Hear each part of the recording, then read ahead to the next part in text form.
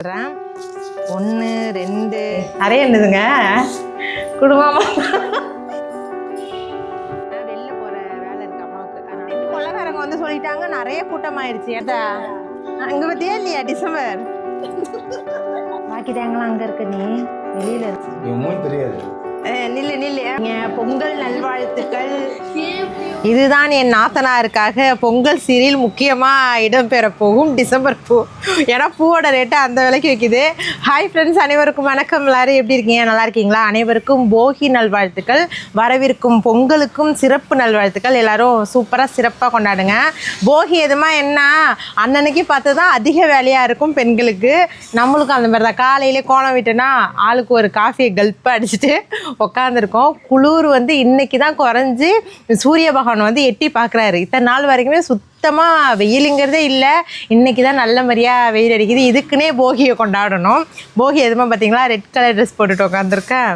சரி, இப்போ வந்து என்ன வேலை போயிட்டுருக்குன்னா டிசம்பர் பூ நேற்று பறிக்கணும்னு நினச்சோம். முட்டா பறித்து பனியில் போட்டுரும் நல்லா பூத்து வந்துடும் அப்படின்னு நினச்சோம். ஆனால் வந்து பறிக்க முடியல. நம்மளுக்கு தான் 6 மணிக்கு மேலே வெளியே வர முடியும், கொசு தூக்கிட்டு போயிடுது. அதனால் இப்போ தான் காலையில் பறித்தோம். இந்த பூ வந்து இவ்வளோதானாங்க இருக்கும். 1 முழம் கூட கிடையாது. அரை முழம் பூ வந்து 50 ரூபா. 70 ரூபா சொன்னாங்க. அப்படி இப்படின்னு போட்டு 50 ரூபாய்க்கு. நான் நினச்சேன் சுகுணாவுக்கும் அன்றைக்கும் பாதியாக கட் பண்ணி கொடுத்துரும் அப்படின்ட்டு. அப்புறம் இந்த பூ வந்து வருஷம் வைக்க போகிறவங்களே வாங்கிட்டு வந்து கொடுத்தாங்க. அண்ணி தான் நேற்று மயிலாடுதுறை போனாங்களா, வாங்கிட்டு வந்து கொடுத்தாங்க. சரி, இதையே கட்டி நான் உங்களுக்கு எடுத்துகிட்டு வந்துடுறேன் அப்படின்னாங்க. இல்லை நீயே வச்சுக்கோ, நாங்கள் கொஞ்சோண்டு எடுத்துகிட்டு போகிறோம் அப்படின்னாங்க. இருந்தாலும் நம்ம எடுத்துகிட்டு போகாமல் இருக்க முடியுமா? அதுலேயும் கொஞ்சம் கட்டி நம்மளும் வச்சுக்கிட்டு அவங்களுக்கும் கொஞ்சம் எடுத்துகிட்டு போவோம். அப்புறம் வந்து ஷார்ட்ஸில் வந்து நம்ம வாழைப்பழம் பழுத்ததை பார்த்துருப்பீங்க. நேற்று வந்து வெளில தூக்கி வச்சோம். அதாவது என்ன நடந்ததுன்னு நான் சொல்கிறேன். நேற்று வெளில தூக்கி வச்சோம். இளம் காயும் மஞ்சளுமா நல்லா பழுத்து தான் இருந்துச்சு. 300 ரூபா சொல்லி என் வீட்டுக்கார தான் நிற்க வச்சுருந்தேன். 300 ரூபா சொல்லி 250 ரூபாய்க்கு 6-7 சீப்பு இருக்கும். கொஞ்சம் சின்ன சீப்பு தான், அதை விற்றுட்டாங்க. அப்புறம் வந்து நாங்கள் காய்கறி இன்னைக்கு ஷார்ட்ஸ் போட்டிருப்போம், அதை பார்த்துருப்பீங்க. காய்கறி காரங்க வந்து நாங்கள் கேட்டேன் வேலை எவ்வளோங்க இது வாழைப்பழம் அப்படின்னு கேட்டதுக்கு தார் வந்து 800 ரூபாமா அப்படின்னாங்க. ஆனால் பார்க்கும்போது ரொம்ப குட்டி குட்டி தாராக தான் இருந்துச்சு. இல்லை நான் வேணாம், எங்கள் வீட்லேயே நாங்கள் வந்து தார் பழுக்க வச்சுருக்கோம் அப்படின்னு சொன்னோமா. அப்படியாம்மா எனக்கு தருவீங்களான்னு கேட்டாங்க. எத்தனை தார் வேணாலும் எடுத்துக்கிறேன் அப்படின்னாங்க. சரின்னு பரவாயில்ல அப்படின்ட்டு நம்பரை வாங்கிட்டு வந்துட்டோம். இப்போ வந்துக்கிட்டு இருக்காங்க. வந்து நான் எடுத்துக்கிறேம்மா அப்படின்னு சொல்லியிருக்காங்க. ஏன் அப்புறம் நம்ம சும்மா ரோட்டில் தூக்கி வச்சு நிற்கணும், அவங்க ஒரே ஆள்கிட்டே நம்ம விற்றுறோம் அப்படின்ட்டு பார்க்குறோம். சின்ன தார் வந்து 250 ரூபா இருக்கும். பாக்கி நம்மள்ட்ட இருக்கிறது இன்னும் ஒன்று தான் சின்ன தாராக இருக்குது. பாக்கி அந்த சின்ன தாரை வந்து வீட்டுக்கு எடுத்தாச்சு. அதாவது என் நாத்தனாருங்களாம் என்ன சொன்னாங்கன்னா, நீ எல்லாம் சளி பிடிச்சி போய் கிடக்குறோம், இந்த நேரத்தில் எங்களுக்கு ஒரு தாரெலாம் வேணாம், ஆளுக்கு ஒரு சீப்பாக வச்சு நீங்கள் வரிசையில் வச்சுருங்க, ஏன்னா பழம்லாம் வாங்கியிருக்கீங்க வரிசையில் வச்சுருங்க அப்படின்ட்டு அண்ணி சொன்னாங்க. சரி, அதுவும் நல்லது தான். ஒரு சீப்பை வச்சுட்டு நாங்கள் வந்து அப்புறம் வந்து இந்த வாழைப்பழம் வித்த காசில் தான் மாட்டு பொங்கலுக்கு அதிரடி விருந்தா நம்ம கறி எல்லாம் வாங்க போகிறோம். நான் நினைக்கிறேன் ஒரு 2500 ரூபா தேத்த முடியும்னு நினைக்கிறேன். பார்ப்போம். சரி, நான் வராங்க சாமி. காலையிலேருந்து ஒன்னால நான் வெளில தூக்கி வச்சு விற்றுருப்பேன், நீ தான் என்ன வந்து இந்த மாதிரி உட்கார வச்சுட்டா நான் விற்றுருப்பேன். நாங்கள் இல்லை வரட்டும் வந்துட்டோம். நான் கால் பண்ணி கேட்டேன். உளுந்து கொட்டினா பஞ்சாமிரதமாக ஆக்கி அவர்கிட்டயே கொடுத்துருவோம். உங்களால் தானே நான் எடுத்து வச்சேன் அப்படின்னு பஞ்சாமிரதமாக அவர்கிட்டயே கொடுத்துருவேன். சரி, இதை சாசர்னு கட்டுறேன். ஏன்னா பேசிக்கிட்டே வாய் பொழுதுகிட்டே உட்காந்து நல்லா நாயம் வைப்பேன். இப்போ ரோட்டில் போவாங்க பொங்கல், அது என்னோட இஷ்டம். தோசையோ இட்லியோ ஏதோ ஒன்று ஊற்றுவேன். அது அப்போ நான் சுடுறது என்னோட வேலை. தோசை 72 மணி நேரம் நின்றுக்கிட்டு ஊற்றுக்கலாம்.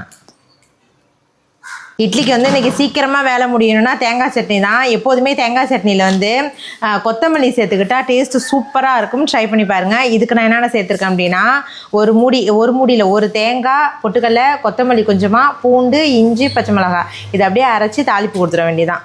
இந்த சட்னிக்கு இன்றைக்கி அகரோட ரீகல் பர்சனல் பிளெண்டர் எடுத்திருக்கேன். இது 400 வாட்ஸ் பவர் உள்ள பிளெண்டர். இது போல் அதிக அளவாக இருந்தாலும் இல்லைனா கொஞ்சமாக கம்மியான குவான்டிட்டியாக இருந்தாலுமே எதுவாக இருந்தாலும் குயிக் அண்ட் ஈஸியாக அரைச்சிடலாம். இது ரொம்ப சின்னதாக இருக்கிறதுனால வைக்கிறதுக்கான இடமுமே கொஞ்சம் தான் தேவைப்படும். குட்டியான ஸ்பேஸாக இருந்தாலுமே அழகாக எடுத்து வச்சு யூஸ் பண்ணிக்கலாம். நான் இன்றைக்கி கிரைண்ட் பண்ணுற ஜார் 700 ml பிடிக்கக்கூடியது. இது மட்டும் இல்லாமல் 500 ml 300 ml 3 ஜார் இதுக்கு கொடுத்துருப்பாங்க.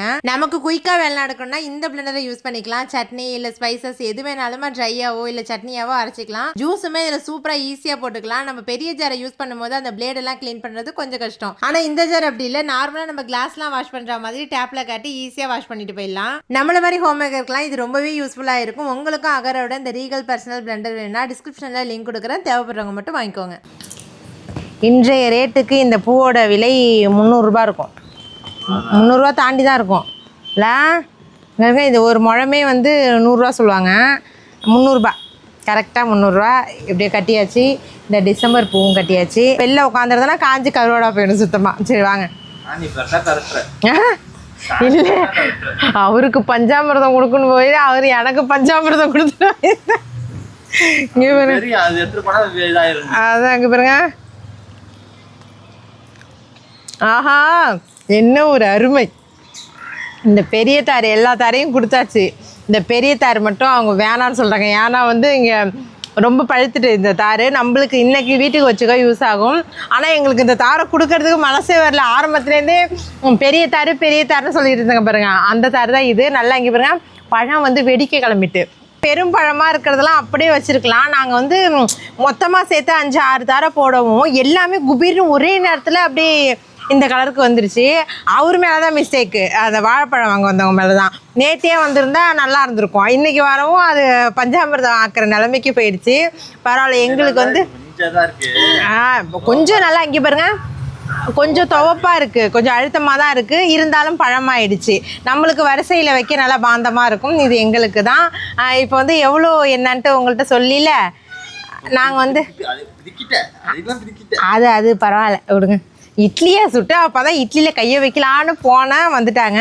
மொத்தம் வந்து நம்ம அந்த 6 தார், இந்த பெருந்தார் இல்லாமல் மீடியமான தார்லாம் விற்றுட்டு ஒரு 50 காய் தேங்காய் பழமும் எடுத்துக்கிட்டாங்க.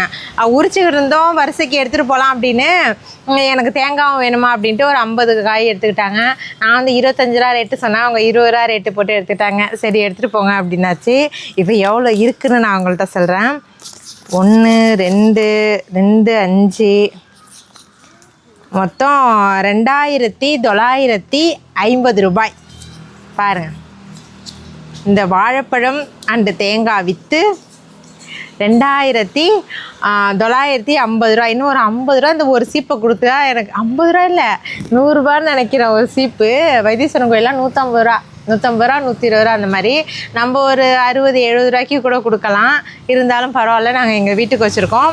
நாங்கள் வந்து எங்கள் வீட்டில் சுயமாக நாங்களே பழுக்க வச்சு சொந்தமாக இயற்கையான முறையில் செஞ்சதில் இந்தளவுக்கு நாங்கள் லாபம் திட்டியிருக்கோம். இதுவே எங்களுக்கு போதுமானது. ரொம்பவே ஹாப்பி. இதை வச்சு தட்டால் புட்டால் பொங்கல் பண்டிகை தான்.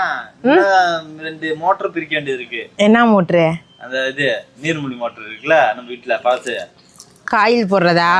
அதாவது வேணா இந்த தடவை இதை வச்சு பார்த்தோன்னா ஒரு 2 நாள் ஆகட்டும். நாங்கள் என்ன அன்றைக்கி பிரித்தோம் இல்லையா, இந்த பித்தளை ஈயம் இந்த மாதிரி பிரித்தோம் இல்லையா, செப்பு, அதெல்லாம் இன்னும் போடலை, அப்படியே வச்சுருக்கோம். இந்த செலவு வந்து பொங்கலுக்கு வந்து இந்த செலவு வச்சு ஓட்டியாச்சு. இதெல்லாம் தான் என் நாத்தனாருக்கு வரிசை வைக்கிறதுக்கு. பார்த்தீங்களா, வரிசை வைக்கிறது அப்படியே மேலே அப்படியே தாராளமாக வச்சுருவோம். சரி வாங்க, சாப்பிட்டுட்டு மயக்கம் வந்துடும் போல இருக்குது. சாப்பிட்டுட்டு இதை பீஸ் போட்டு வச்சுட்டு நம்ம சாப்பிட்டுட்டு அப்படியே டக்கு டக்குன்னு எல்லாத்தையும் எடுத்து வச்சுட்டு கிளம்ப வேண்டியதான். கிளம்பி முடிச்சுட்டு உங்களை வந்து பார்க்குறேன். நீ சொல்லாமல் கொள்ளாமல் யார் வர சொன்னது? சொல்லிட்டு வர வேண்டியதானே. வரிசை வைக்க வரோன்ட்டு பொண்ணுக்காரங்கள்ட்ட சொல்லணுமா இல்லையா? அவசரம்னு கிளம்பி ஓடியாந்தாச்சு. நான் பாட்டில் மேலே வீட்டில் உட்காந்துருக்கேன் வேலை பார்த்துக்கிட்டு. வரிசை வைக்க வந்துட்டாங்கன்னு வந்து சொல்கிறாங்க. அதாவது என்ன ஒரு எங்கள் அம்மா பண்ணதுலே இந்த வருஷம் ஒன்றுனா, பச்சரிசி வாங்கிட்டு வருவாங்க எப்போதுமே. இல்லை வேக போடுறத பச்சரிசி வாங்கிட்டு வருவாங்க. இது வந்து இந்த பச்சரிசிலே பிரியாணிக்குன்னு ஒரு பச்சரிசி இருக்கும் தெரியுங்களா, அந்த அரிசி ரேட்டு கூடையில் வாங்கணும் அப்படின்னுட்டு அந்த அரிசியை வாங்கிட்டு வந்துட்டாங்க. பரவாயில்ல, நாங்கள் பிரியாணிக்கு வச்சுப்போம். இதெல்லாம் வந்து பழம் பூவெல்லாம் ஒரு இதில் வைமா. ஆக மொத்தத்தில் எனக்கு இன்றைக்கி வரிசை வந்துருச்சு. ஏமா இது வாழைப்பழம் வேணான்னு சொன்னோம், அம்மா ஒரு சீப்பு வாழைப்பழம் வச்சுட்டாங்க. எங்கள் வாழைத்தாரையும் ஒன்று வச்சிடறோம். ஏன்னா நாங்கள் சொன்னோம் எங்கள்கிட்ட இருக்குமா, நீ வாழைப்பழம் வாங்க வேணாம், எப்போதுமே தார் ஒரு தாராக வாங்கிடுவாங்க, இந்த தடவை வேணாமான்னு சொன்னால் எதுக்கும் நான் வாங்கிட்டு வராமல் எப்படி இருப்பேன் அப்படின்னு வாங்கிட்டு வந்தாங்க. இது வந்து நம்ம தார், இது வந்து அம்மா வாங்கிட்டு வந்தது. ஏமா இந்த வருஷம் எதுவும் வாங்கலை? நான் சொல்லவே எப்போதுமே வந்து இந்த குண்டான், சட்டி, குவளை, தவளை, வாளி எல்லாமே வந்து பித்தளையில் வருஷம் வருஷம் எடுத்துகிட்டு வருவாங்க. இந்த வருஷம் வந்து இல்லை.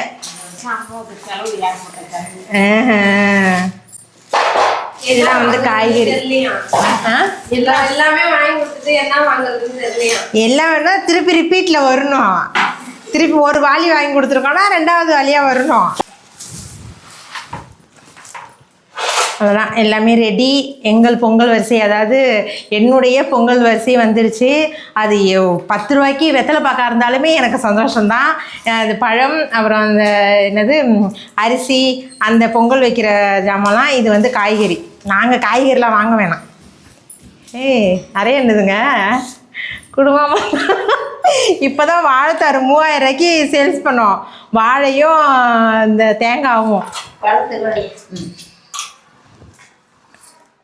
இதுதான் என்னுடைய இந்த வருட, அதாவது 2026ஆம் ஆண்டு பொங்கல் வரிசை. பார்த்துக்கோங்க. பொங்கல் வரிசை வைக்க நாங்களும் கிளம்பிட்டோம். அம்மா வந்துட்டு போனாங்க இல்லையா. அம்மா வந்துட்டு ஒரு மணி நேரம் கூட இல்லை. நாங்கள் காலையில் இட்லி சுட்டு ஹாட் பாக்ஸில் வச்சதுக்கும் அம்மா வர்றதுக்கும் கரெக்டாக இருந்துச்சு. இட்லி மட்டும் சாப்பிட்டுட்டு ஓடியே போயிட்டாங்க. வெளில போகிற வேலை இருக்குது அம்மாவுக்கு, அதனால் போயாச்சு. நாங்கள் வந்து எங்கள் வீட்டு வேலையெல்லாம் முடிச்சுட்டு 4 மணிக்கு மேலே நல்ல நேரமாக பார்த்து கிளம்புறோம். இது அப்படியே வந்து சுகுணாவுக்கு எல்லாத்தையுமே ஒரே பாக்ஸாக வச்சிட்டோம். கட்டப்பை எங்கள்கிட்ட இல்லாதான். அதே மாதிரி இது 2 வந்து அன்னிக்கு இந்த இது ஒரே பையாக வந்து அன்னிக்கும் சுகுணாவுக்கும் தேங்காய் எடுத்திருக்கோம். இதோ பாருங்க, ஆளுக்கு ஒரு 9 காய் எடுத்திருக்கோம். தேங்காய் நம்மள்ட்ட அதிகமாக இருக்கிறதுனால இதுதான் பல்காக வைக்கிறோம். அதுக்கப்புறம் அவ்வளோதான். கரும்புலாம் வந்து இங்கே ஏற்றிருக்கோம் பாருங்கள். இதில் வந்து 3 கட்டு இருக்குது. நாங்கள் என்ன வேலை இங்கேருந்து கரும்பு தீந்துரும் அப்படின்ட்டு கொள்ளைக்காரங்க வந்து சொல்லிட்டாங்க. நிறைய கூட்டமாயிருச்சு. ஏன்னா இன்னையோட லாஸ்ட்டு, நாளைக்கெலாம் யாரும் அவ்வளோ வாங்க மாட்டாங்க. அதனால் இத்தனை நாள் இருந்துட்டு இன்றைக்கி அறக்க பறக்க போய் கரும்பை வெட்டிட்டு நம்மளே போய் வெட்டிட்டு வந்தோம். நான் போல் அவங்க மணி எல்லாம் 3 பேர் சேர்ந்து போய் வெட்டிட்டு வந்தாங்க. நல்லாயிருக்கு. இந்த கனவு வந்து கொஞ்சம் பெருசாக இருக்கும். கனவுனா அந்த இப்படி இருக்கும்ல கரும்பில், இந்த வளையமா. அதனால் இந்த கரும்பு தான் எங்களுக்கு வேணும்ன்ட்டு வாங்கினோம். 3 கட்டு போல் வாங்கி வச்சதில் அதையும் ஏற்றிக்கிட்டோம். இது எப்படி மூடி நாங்கள் எப்படி இதில் உட்காந்துக்கிட்டு கூட்டிக்கிட்டு தான் போகணும். டிக்கி ஓப்பன்லேயே தான் இருக்குமா என்னன்னு தெரில.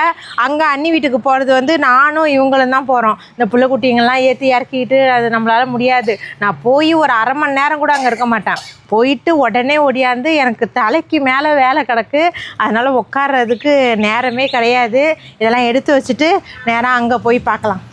இங்கே பார்த்தீங்களா, காலையில் கட்டினா டிசம்பர். அது என்ன நம்ம ட்ரெண்ட் ஆக்கி விடுவோம். என்ன டிசம்பர் வச்சா என்ன அவ்வளோ ஒரு அசிங்கமா அப்படின்ட்டு வச்சுட்டேன். நல்லா இருக்கா? பூ இருக்குது, இருந்தாலும் டிசம்பர் மேலே ஒரு கண்ணாக இருந்தது. இதே இந்த வைலட் கலர் லாவெண்டர் கலர் சாரியாக இருந்தால் சூப்பராக இருக்கும். இதுவும் பச்சை நிறமாக. ஆமாம் ஆமாம் ஆமாம். இது ஒரு மாதிரி பச்சை கலர்லாம் கிடையாது, ஒரு மாதிரியான கலர். என்ன கலர் இது தெரில, என்ன கலர்னு தெரில. அதுக்கேற்ற மாதிரி கான்ட்ராஸ்டாக அந்த இது வச்சுருக்கோம். சரி வாங்க போமா. கேப்பா எல்லாம் இருமுங்க.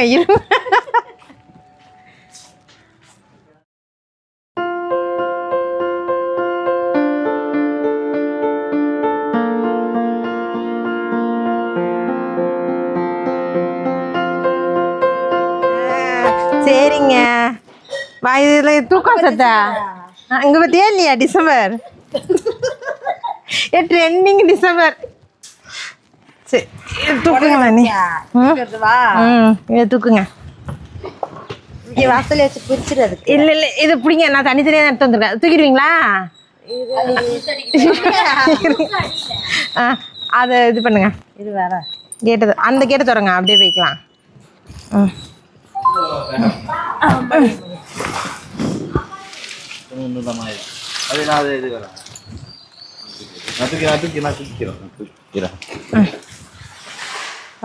கரும்பை லோடு ஆட்ட மாதிரி ஆக்கிட்டீங்க. ஆட்டோவியா? லோடு ஆட்ட மாதிரி ஆக்கிட்டீங்கிறேன். காரையா? அப்புறம் என்ன பண்றது?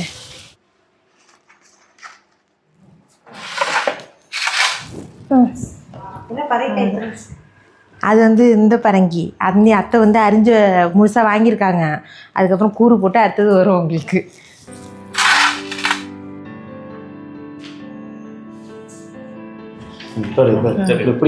பிடிச்சிக்கோ.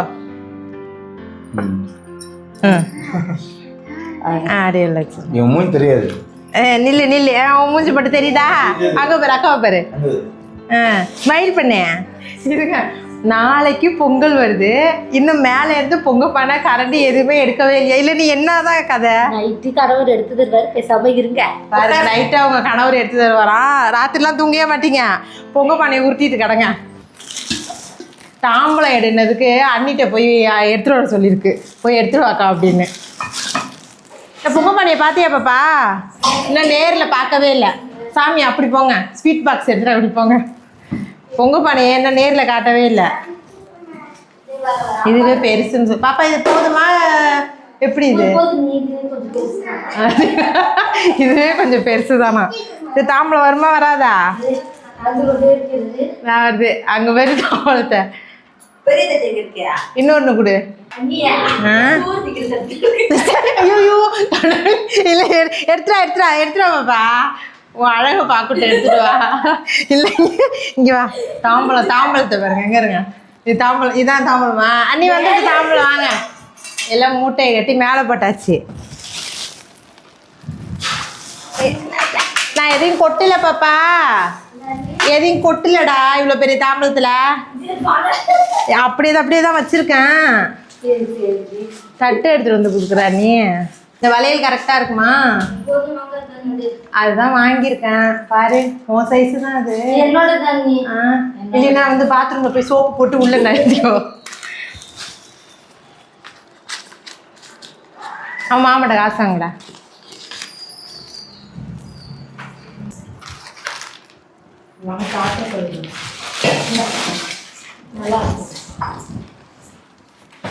இந்த நான் அட்டைப்பட்டில எல்லாத்தையும் அள்ளி போட்டு அப்புறமா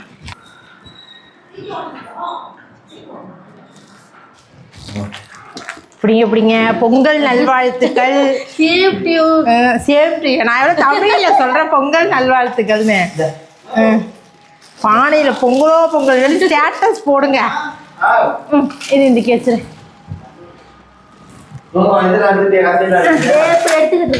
இப்பதான் வந்து கரண்டி எல்லாம் எடுத்துக்கிட்டு இருக்காங்க பொங்கல் கிண்டுறதுக்கு. எடுத்தாச்சா? காஃபி குடிச்சுக்கிட்டு இருக்கோம், கிளம்ப வேண்டியதான். அண்ணி வந்து மீன் குழம்பு என்னென்ன வச்சிங்க? மீன் குழம்பு, மீன் வறுத்தது, கறி குழம்பு வச்சுருக்காங்க. நம்ம இப்போ கோயிலுக்கு போகிறோம், அதனால் சாப்பிட மாட்டோம். பார்சல் மட்டும் வாங்கிட்டு போய் வீட்டில் போய் பொறுமையாக உட்காந்து சாப்பிட்டுக்கலாம். கோயிலுக்கு போகிற வேலை இருக்குது இன்னைக்கு. என்ன இத்தனை டப்பா இருக்கு? என்னென்ன குழம்பு? நாங்கள் சாப்பிடலினாலும் பார்சல் வாங்கிப்போம். சுடுதண்ணி 65 இருக்குது. இந்த பாருங்க, நான் ஒன்றுத்தையும் தொடல, கப்பை மட்டும் தான் திறந்து பார்க்குறேன். அதுவே அதை தொட்டுட்டு நீ கோயிலுக்கு போறியாம்பீங்க. இது என்ன குழம்பு? நீ மீன் குழம்பா? வை பாப்பா. ஐயோ, நான் போய் கையை கழிட்டு வந்துடுறேன். சரி சரி.